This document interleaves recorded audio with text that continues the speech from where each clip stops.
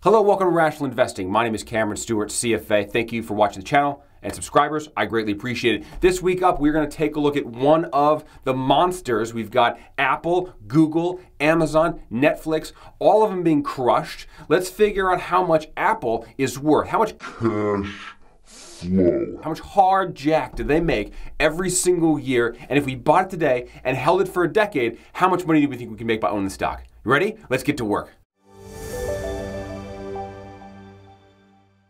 Now we're going to dive into Apple's financials here, and we're going to use the 5 key attributes that we use this channel to value all securities as a baseline to figure out if you can't meet these 5 key attributes, I don't even want to consider the stock.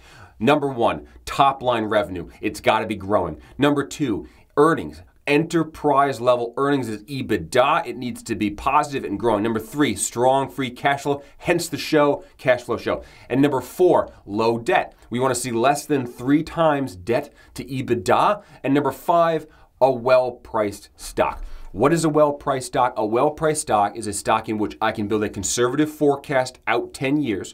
I can buy the stock at that price today and expect to beat the market over the next decade as I hold the stock. That is a well-priced stock. It gives me a margin of safety. If I can beat the market by, say, 10%, then that is an estimated margin of safety for the stock. That's what we want. We want a company that has strong revenue, strong earnings, strong cash flow, low debt, and you buy it at the right price. That is absolutely critical. Please check out my Domino's versus Google IPO video where I compare the two stocks and I show you why Domino's produced 5,000% return for its shareholders on its IPO because it IPO'd cheaply and continued to grow as Google IPO'd expensively, grew, but produced less of a return because the multiple was already high at the IPO. All right, let's dive right into Apple.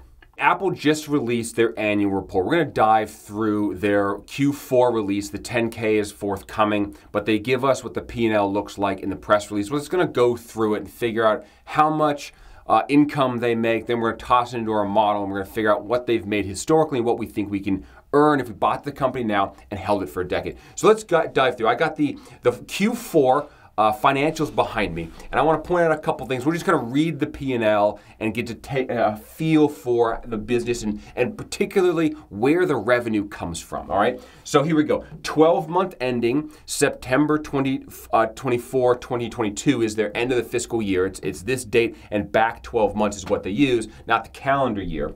And their total net sales, $394 billion. That is a tremendous amount of sales.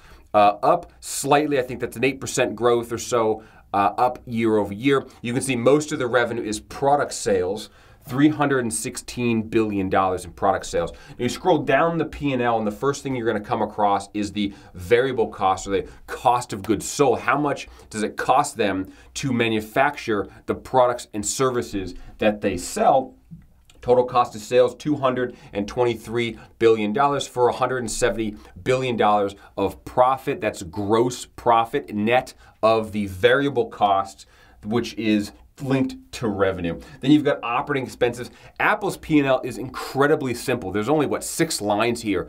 It's very, very simple. I would really, really like them to break out in greater detail. They put that in the footnotes, but in general, you like to see more than 2 lines in operating income in the operating expense line. But here it is. They can do what they want because they're huge. They've got 2 lines here. They spent $26.2 billion on R&D, and they spent $25 billion on selling, general, and administrative. That's all of the headquarter costs and marketing and so forth. For an operating expenses of 51, you net this to here, and you get $119 billion of operating profit. You kind of go down through some taxes. They give you the share count outstanding, divide net income with shares, and you get the net income per share. All right, so important to understand that Apple's revenue is growing, it's positive, earnings are growing and positive, and net income is growing and positive. Next thing I want to do with Apple in particular is look at where does their revenue come from. And you're going to see geographic breakdown, mostly the United States and Europe is where most of their revenue comes from, $170 billion and $95 billion. So that's almost $300 billion, it's $270 billion of the 394 is coming from US and Europe, and then what products and services derive the revenue. This is where I think it's interesting. Here's their breakdown of iPhones, Macs, iPad, wearables, and then services. You'll see the iPhone itself is $205 billion of the almost 400. So 50% of their revenue is coming from a product or a line of products, the iPhone. And I think this is where, for me, I get a little cautious because that means Apple is a retail company. They sell a very expensive phone. It's over $1,000 for one, and we're headed into an inflationary recession, or we're there where the end customer, the retail consumer, is seeing pricing pressure from gas, housing, food, and I think it's going to become more difficult for them to buy very expensive products, and I think that's a little bit of a headwind we just need to take note of when we're forecasting the future. All right, let's look at their financials in historical context, 9 years of history, and figure out what's going on. All right, now let's look at revenue with some context. If I go back 9 years and say over time, what has Apple done, right? So back in 2014, it did $182 billion of revenue, and that has grown to 233, 215, a little down year, 229, 265, 260, down year, 274, 365 after the pandemic, and 394 kind of the year after that. That's a little bit of declining growth. Clearly had a COVID pop here when everyone worked remote and suddenly had to buy a tremendous amount of software and services. That's definitely a big jump. Overall, annual CAGR, annual growth rate for revenue is 10% on average over this time frame. Hey, sorry to interrupt. If you like the content, please subscribe. I greatly appreciate it. Also, if you want more stock tips, check my website out, cashflowinvestingpro.com, where I produce one-pagers like this one summarizing 10 years of financial information for American Express. I give you a forecast of what I think it's going to do, and currently, I think it's yield 23% IRR for the next decade. An amazing stock pick. There's lots more. Check out the link below for a free one-pager at cashflowinvestingpro.com. Now let's look at EBITDA. EBITDA is profit, enterprise level profit, not earnings per share, because that can be manipulated by the number of shares outstanding. Not even net income, because net income has cash interest in it. Apple's cash balance is so high, their interest expense is actually positive income. So we don't want to use that. We want to use the operating income, or EBITDA, that gives us a run rate of what the business's cash is like. It's a proxy for cash. It's a poor one, but it's one that the industry uses. We'll get to true cash in a second, but I want to focus here for a second to prove a point. Now, EBITDA was $60 billion. That's enterprise level profit, $60 billion on $182 billion revenue. Fantastic. And that has grown over time to $70 billion, to $120 billion, to $130 billion of profit. And an annual growth rate of 10%. It's the same as revenue, so margins have stayed consistent over this time frame as revenue and EBITDA has grown consistently. Now there's one caveat here. Remember I said how you got a nice earnings spike right here with COVID? A revenue spike? The same thing happened with earnings. This period of time, pre-COVID and then post-COVID, there's a noticeable step up as everybody bought PCs, Macs, phones with stimulus money that was given out.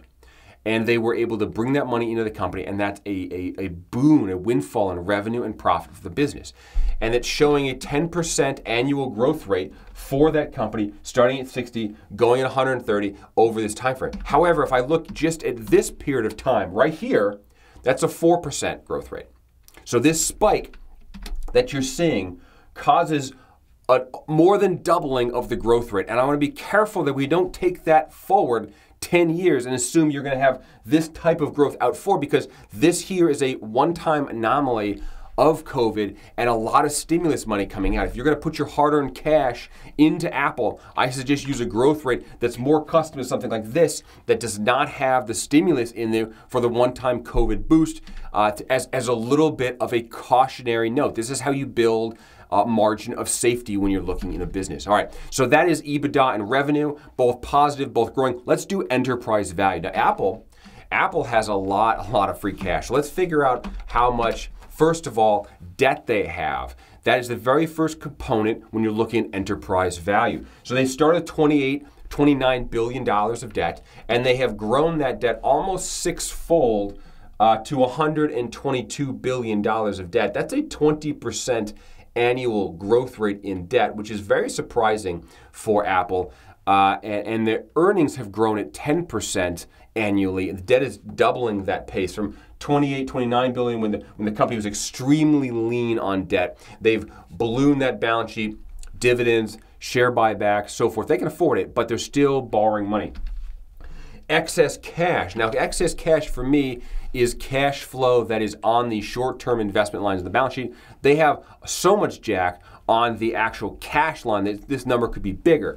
But excess cash is basically cash that could be dividended out and not disrupt the operations of the business. And they have $24.6 billion of jack in the short-term investment line of the balance sheet. That's tremendous. And you want to subtract these two for like a net debt view. Market cap, average share price times shares outstanding. I use the fully diluted shares, $2.2 trillion market cap, amazing. You add the debt, less the cash, plus the market cap, you get enterprise value. Enterprise value is the entire value of the business. Never forget what trades in the stock market is only this column, just the market cap. You always want to make sure you're looking at how much debt they have as well. Some companies it matters more than others. Enterprise value, not much bigger than market cap because the debt is relatively small relative to how big the company is. All right, now let's take a look at a couple relative metrics to figure out where does Apple, how much debt do they have relative to earnings, because it's very important to measure debt relative to the income used to pay the debt down. That's the very first thing we want to do. So you want to take net debt, your debt minus your cash, and divide that by EBITDA, your earnings. How many years does it take Apple to pay off the debt if they had to? If the financial world melted down, like it's doing, and you had to pay off the debt, can you do it? And the answer is yes.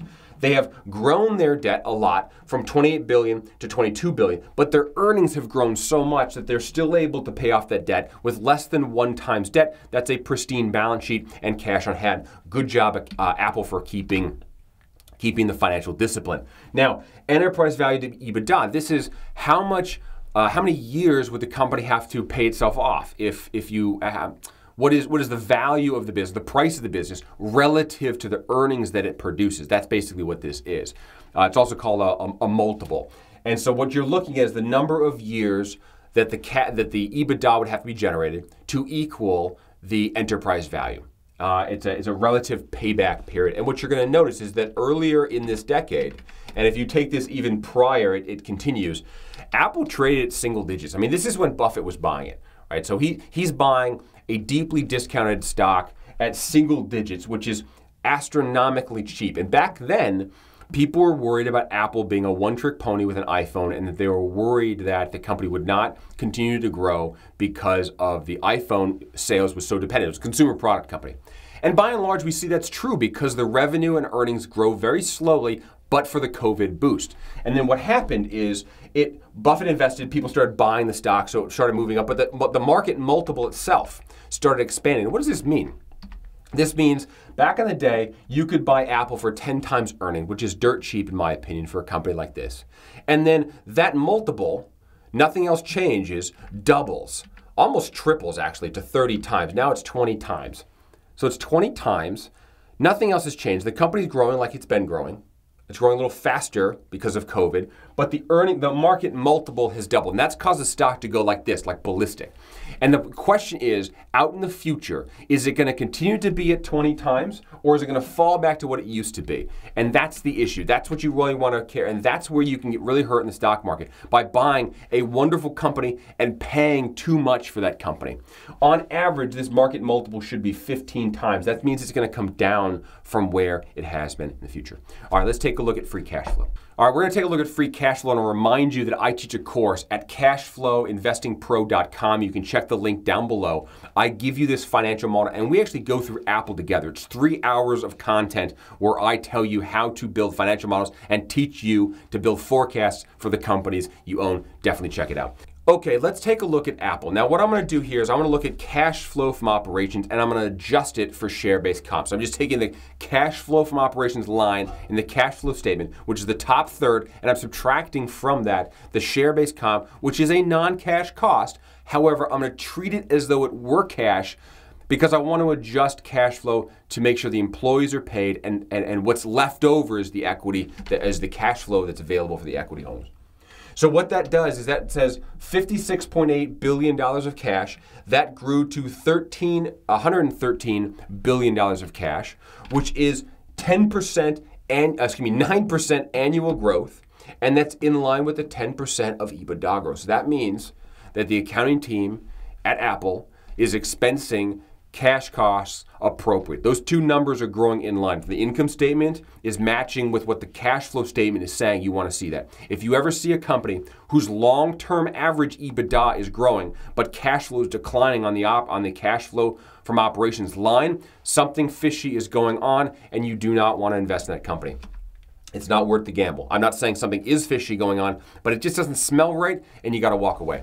Anyways, that seems great to me. Kudos, team. Good job, accounting team.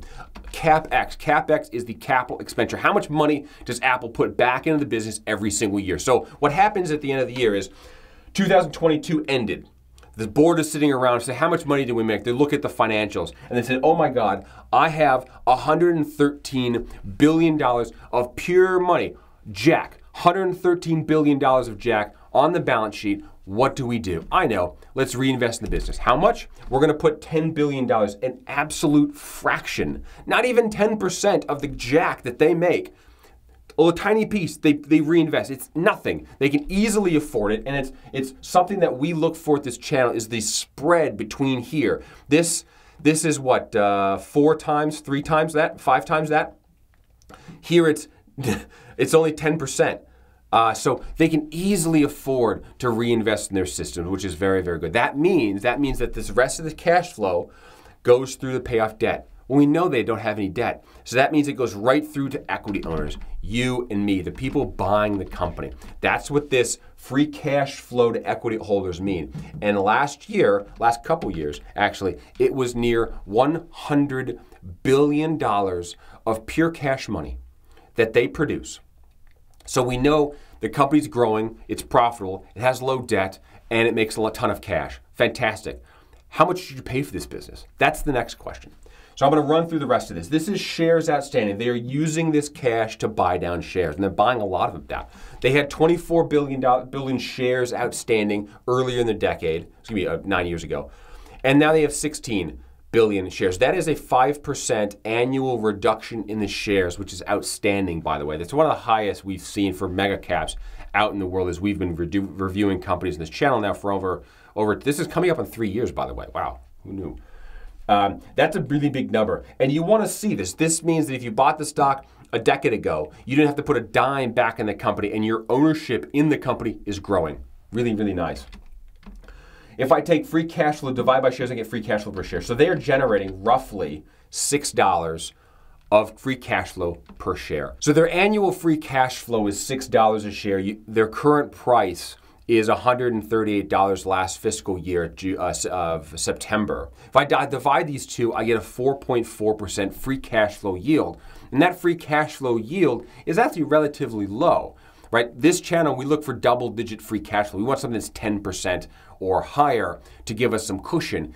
And this is inverted with the market multiple. Low market multiples are high free cash flow yield companies. So here, when it's 4.4% free cash flow yield, if I go to the EBITDA market multiple, it's 18 times, a rather high multiple. But if you look historically, when Buffett was buying it, when Apple was a steal, it was trading in single-digit EBITDA multiples. Well, that means you're at almost double-digit free cash flow yields. Now, this has a little bit of debt in it over here that I'll take out for just the illustration purposes right now. So if I take that out, you can see on a zero debt basis, back when Apple was trading at a single-digit market multiple, you could have purchased it at a 10% free cash flow yield. That means cash flow itself was 10%, not growing at all. That business you bought is 10% every year of cash flow. Then on top of that, the business has been able to grow, which is even better. So that's what we're looking for. This cash flow in channel is not necessarily concerned too much with growth out in the future. We want to buy real cash flow that a company with a conservative forecast is going to pay us over many, many years. And I like how much free cash flow this company generates. The question is how much to pay for it. All right, let's forecast this business and figure out what we want to do. All right, we're going to forecast this business. And before we do, I want to pull up a one-pager that we produce at the Cash Flow Club. On my website, you can download a free Cash Flow Club one-pager at my website. This is a one-page summary that summarizes everything that we do here. It's got 10 years of financials information. It's got a forecast for EBITDA and free cash flow. It talks about market multiples in the forecast. And we published our forecast for Apple earlier this year, and we absolutely nailed the 2022 EBITDA for the business. On the sheet, we had $129.8 billion of EBITDA. Actual results for 2022 that came in 130.5. So we were under by $1 billion, or less than 1% away from that number. Very, very good job, team, for being conservative on the growth. They did come in a little lower than they had historically, and that's a good thing that we were cautious because we kind of nailed the number. So you can check out these one-pagers on my website. We publish a lot of them. Definitely check it out. But let's get to the Apple forecast. So next year, I'm holding revenue and earnings much lower than they have historically, right? Because we said that the growth rate recently has been a COVID boost. We've got a struggling economy. It might even decline. I'm not quite willing to give it a drop in earnings because Apple seems to be a beast, but I want to definitely build a conservative forecast that I'm willing to buy into. If I bought the stock, I would be, you're essentially buying this forecast. So I'm going to say it's going to grow at 5% for the next decade, markedly slower than it has the previous decade because of those headwinds.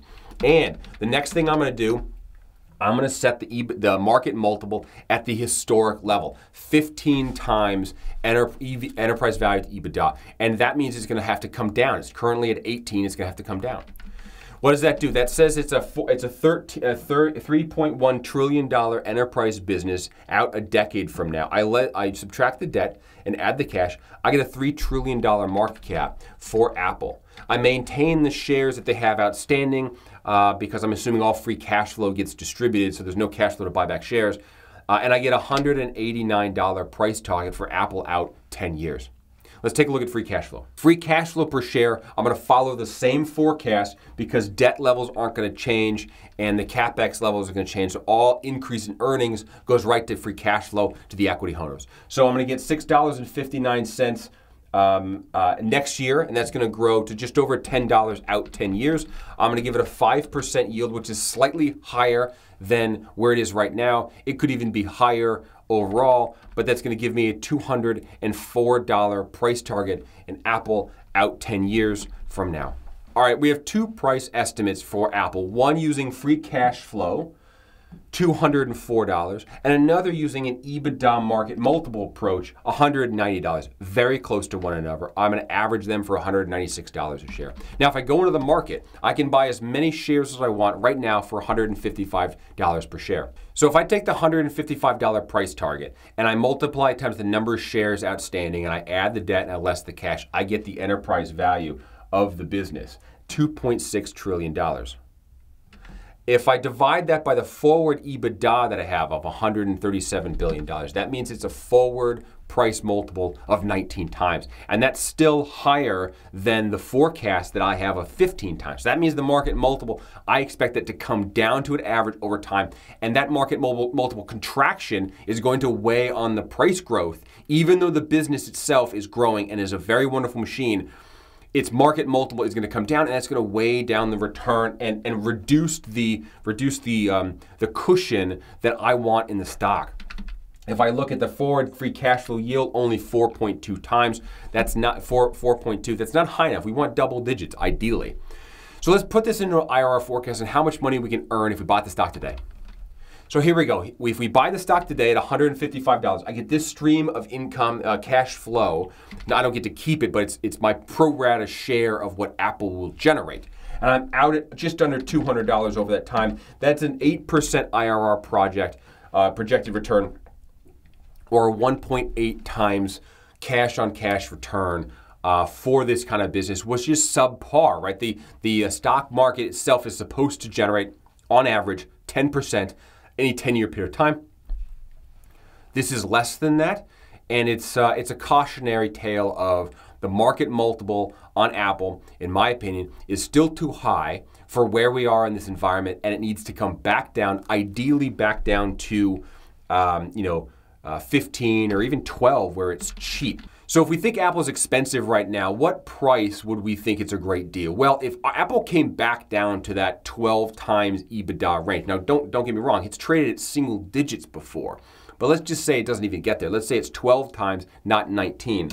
So if we said it's 12 times, what's the price per share that we need that would equal 12 times EBITDA? So I'll take 12 times my forward EBITDA of $137 billion. That gives me 1.6 trillion enterprise value. I'm going to subtract from the enterprise value the debt, and I'm going to add the cash to give me market cap, 1.5 trillion. Then I'm going to take that, divide it by the shares outstanding, and I get a price target of $95 per share. For me, that is a point where you'd be very interested in Apple because it's trading at 12 times earnings. It's come down. The market multiple is now below the average of 15. And now you have a market multiple expansion opportunity on a company with growing earnings, strong cash flow, low debt, a much better prospect than buying it at a high price. And that's why price is so important for when you buy a stock.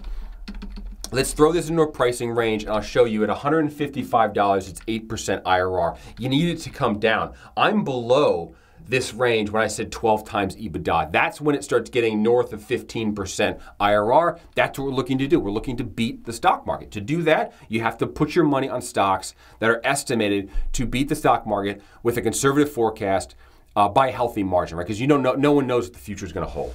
And that's what we do. That's what we do here in this channel. And that's what I do at the Cash Flow Club, a monthly subscription where I and our team deliver cash flow one-pagers on stocks you probably have never even thought about. Yes, we cover Apple and Netflix and Google, but we also cover some very interesting companies that are still big, but I bet you've never looked at because the mainstream does not talk about these companies.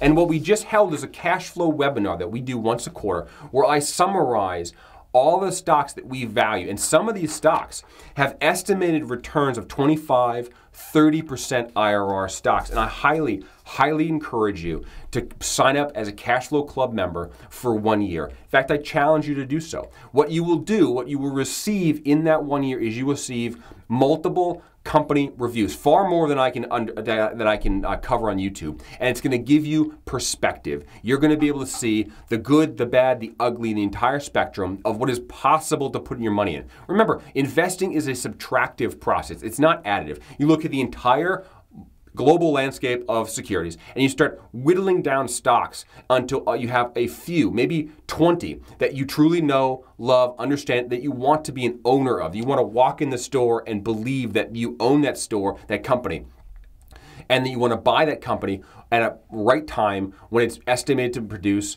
a return that's dramatically above the stock market. No one knows what the future is going to hold, but that's the best way to ensure that you are protected when you invest your hard-earned money in a stock. And you can either take my course, my investing course, where I give you this Excel model and I teach you how to do it yourself, or you can sign up for the Cash Flow Club, where we are firing dozens and dozens of securities every month into this club for a community of cash flow investors. Now, I want to give Apple a rating. I want to give Apple a rating. This company grows revenue. Let's review the 5 key attributes, okay? Number 1, top line revenue growth. Yes, it's growing. Number 2, earnings growth, EBITDA. Yes, EBITDA is growing. Number 3, strong free cash flow. Absolutely, they have a lot of jack. Number 4, low debt. Yeah, it's less than 1 times.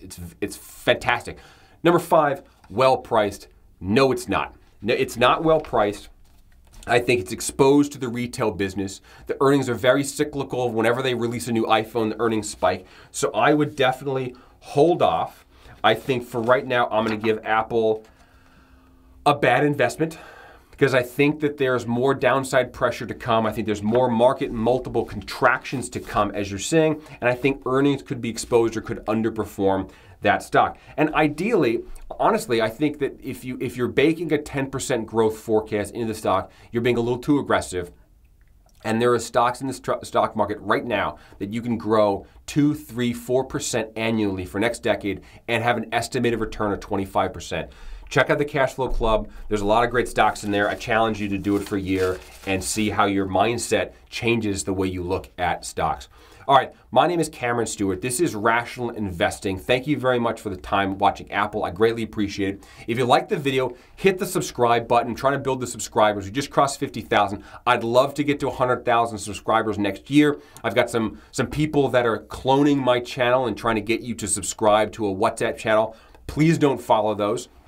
If I can get to 100,000 subs, I can certify the channel with Google, and it helps clear out some of that nonsense. So please help me share the channel on YouTube, on social media. I would greatly appreciate that.